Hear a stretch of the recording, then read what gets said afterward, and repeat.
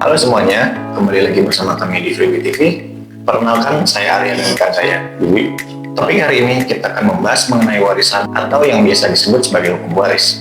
Langsung saja Pak Billy, apa itu hukum waris? Baik, secara umum, hukum waris adalah aturan hukum yang mengatur tentang pemindahan hak dan kewajiban seseorang yang meninggal dunia pada ahli warisnya. Hukum ini menentukan siapa saja yang berhak menerima harta peninggalan dan bagaimana pembagiannya dilakukan. Baik, lalu bagaimana sistem hukum waris yang berlaku di Indonesia?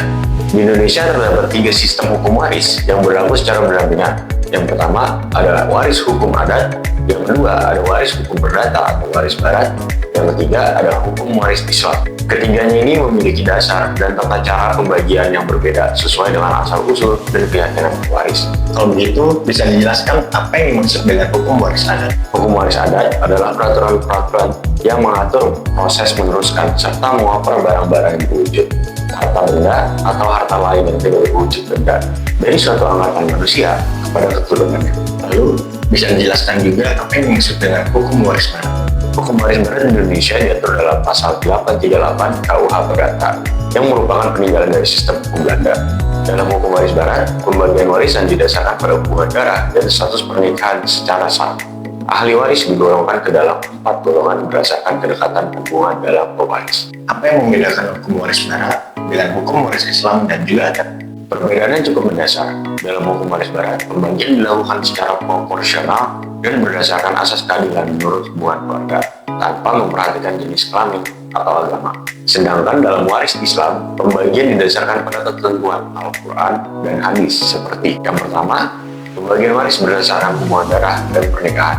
Yang kedua, ada bagian pasti seperti 1/2, 1/3, 1/4, 1/6, dan lain-lain.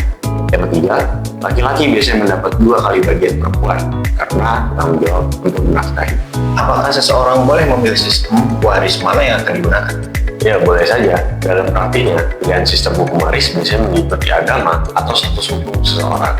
Misalnya, bagi warga negara Indonesia non-Muslim, umumnya menggunakan hukum waris barat. Sedangkan bagi yang beragama Islam, menggunakan hukum waris Islam. Namun, dalam beberapa kasus, pembagian waris bisa juga dilakukan berdasarkan kesepakatan keluarga. Terima kasih Pak Billy atas penjelasannya. Jadi bisa disimpulkan bahwa sistem hukum waris di Indonesia bisa bersifat plural dan juga disesuaikan dengan latar belakang masing-masing pihak.